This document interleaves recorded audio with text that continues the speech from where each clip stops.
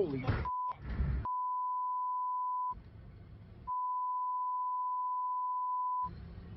American forces are not used to being on the receiving end of this kind of firepower. Another one, another one. They are usually the ones delivering it. Ready for some sort of ground attack by Iran's proxies, ready for mortars and rockets, but this base is not equipped to defend against ballistic missiles. On any other night, some of the 2,500 troops and contractors would have been in the areas hit. At 11 p.m., those who could started to hunker down in bunkers built by their former enemy. This is a Saddam Hussein era bunker. It is. So we felt we'd be somewhat safe in here because it was designed to take, some kind of hit, or it was built for, ballistic missiles. At 1:34 a.m., the first missiles hit. And these doors, every time one of the missiles hit, the doors would kind of sink in.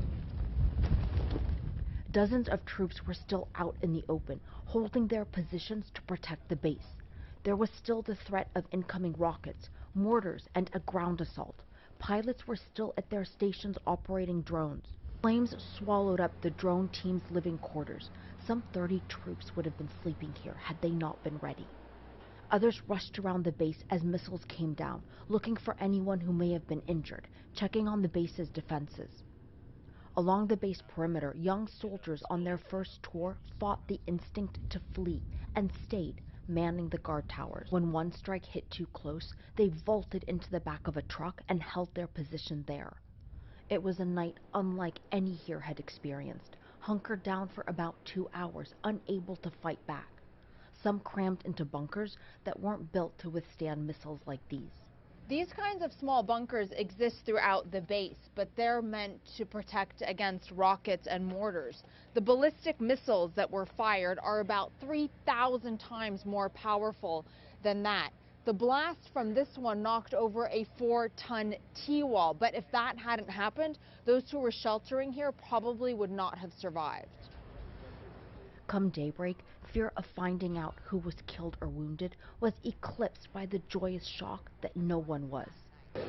The base is still on high alert. The dining facility is open, but people eat elsewhere to avoid a large crowd gathering.